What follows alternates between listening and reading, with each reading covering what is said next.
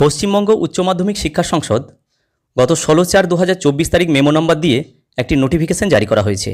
সেই নোটিফিকেশন দেওয়া হচ্ছে all head of the institutes, publishers, teachers আর সমস্ত সংশ্লিষ্ট বাকি যারা রয়েছেন সবারই উদ্দেশ্যেই এই নোটিফিকেশন দেওয়া হয়েছে। তো সেখানে বলা হচ্ছে যে আসন্ন যে উচ্চ মাধ্যমিকে সেমিস্টার পদ্ধতি চালু হতে চলেছে সেখানে প্রশ্নের প্যাটার্ন বা প্রশ্নের ধরন কী ধরনের হতে পারে সেই ব্যাপারেই মূলত এই নোটিফিকেশনে উল্লেখ করা হয়েছে। এই খবর নিয়ে অনলাইন বর্তমান পত্রিকায় একটা প্রতিবেদনও প্রকাশ হয়েছে, সেটাও যদি আমরা একটু দেখি তাহলে এই নোটিফিকেশনের যে সারাংশ সেটা আমরা বুঝতে পারবো। তো আমরা সরাসরি চলে যাচ্ছি বর্তমান পত্রিকায় প্রতিবেদনে। উচ্চ মাধ্যমিকে 50% সহজ প্রশ্ন করতে হবে, নির্দেশ সংসদের।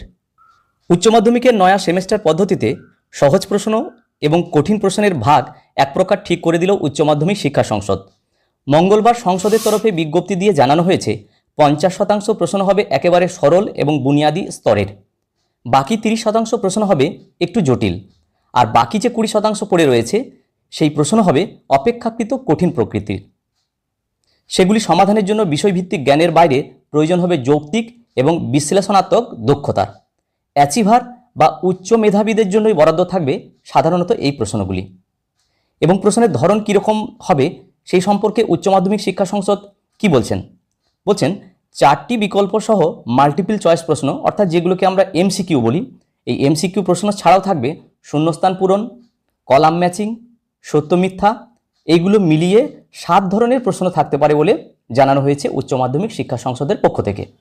যদিও এগুলির উত্তর কিভাবে ওএমআর শিটে দেওয়া হবে তা নিয়ে একটা দ্বন্দ্ব তৈরি হয়েছে, কারণ প্রথম সেমিস্টারে পুরোটাই ওএমআর শিটে হবে বলে জানানো হয়েছে।